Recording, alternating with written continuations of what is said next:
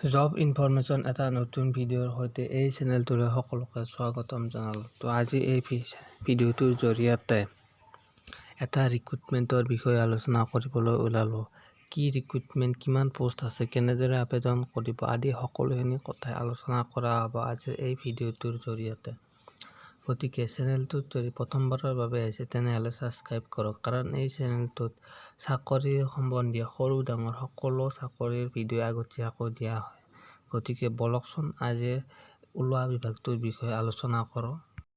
তো পদ খালী হোৱা বিভাগটো হৈছে লয়াৰ ডিভিজন এছিষ্টেণ্ট, যাৰ মাত্ৰ 2টাই পদ খালী আছে আৰু এই পদসমূহত আনৰিজাৰ্ভ কেটেগৰী কেণ্ডিডেটসকলে এপ্লাই কৰিব পাৰিব। তো এই পদসমূহৰ চেলাৰীৰ কথা ষ্টাৰ্টিঙত 14,000ৰ পৰা আৰম্ভ হৈ শেষলৈ আপুনি 70,000লৈ দৰমহা পাব। লগতে গ্ৰেড পে হৈছে 6,200 টকা। তো এই পদসমূহ য'ৰ পৰা ওলাইছে সেই অৰ্গেনাইজেশ্যনটোৰ নাম হৈছে district legal service authority Karimganj. তো ডিষ্ট্ৰিক্ট লিগেল ছাৰ্ভিচ অথৰিটি কৰিমগঞ্জৰ তৰফৰ পৰা এই লয়াৰ ডিভিজন এছিষ্টেণ্টৰ পদ খালী হৈছে। তো এই পদসমূহত আবেদন কৰিবলৈ হ'লে আপুনি এজন ভাৰতীয় নাগৰিক হ'ব লাগিব। আৰ্টিকল 5ৰ পৰা আৰ্টিকল 8লৈ আপোনাৰ নাম পঞ্জীয়ন থাকিব লাগিব। লগতে এমপ্লয়মেণ্ট এক্সচেঞ্জখন ৰেজিষ্ট্ৰেশ্যন কৰা হ'ব লাগিব। তাৰ লগতে যেতিয়া ফৰ্মখন ফিলআপ কৰিব তেতিয়া আপুনি এমপ্লয়মেণ্ট এক্সচেঞ্জৰ ৰেজিষ্ট্ৰেশ্যন কৰাৰ ডেটটো আৰু এমপ্লয়মেণ্ট এক্সচেঞ্জত কি কোৱালিফিকেশ্যন এড কৰিছে সেইটো আপুনি এপ্লিকেশ্যনখনত লিখিব লাগিব। তো এই পদসমূহৰ এডুকেশ্যন কোৱালিফিকেশ্যন হ'ল আপুনি মিনিমাম গ্ৰেজুৱেশ্যন কৰা হ'ব লাগিব।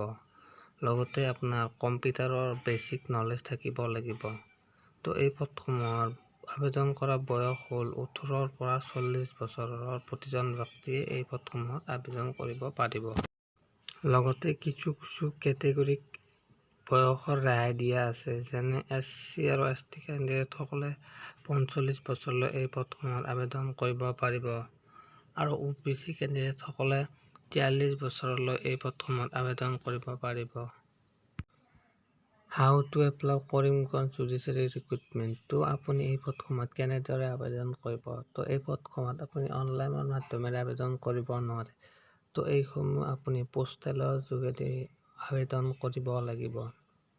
তো পোনপ্ৰথমে আপোনাক ষ্টেণ্ডাৰ্ড ফৰ্ম এখন লাগিব, যিখন আপুনি প্ৰতিখন অনলাইন দোকানতে পাব আৰু সেইখন ফিলআপ কৰাৰ পিছত তাৰ লগত আপুনি এপ্লিকেশ্যন এখন লিখি লগতে আপোনাৰ যিখিনি এডুকেশ্যন কোৱালিফিকেশ্যন আছে, এক্সপিৰিয়েঞ্চ চাৰ্টিফিকেট আছে, কাষ্ট চাৰ্টিফিকেট আছে, এজ প্ৰুফ চাৰ্টিফিকেট আছে, এমপ্লয়মেণ্ট এক্সচেঞ্জ কাৰ্ডখন আছে, সেই গোটেইখিনি ফটোষ্টেট কৰি গাঁঠি তাৰ লগতে passport size photo 3 copy, signature আদি গোটেইখিনি ডকুমেণ্ট এটা খামৰ ভিতৰত ভৰাই office of the district legal service authority কৰিমগঞ্জত পঠাব লাগিব পোষ্ট অফিচৰ যোগেদি।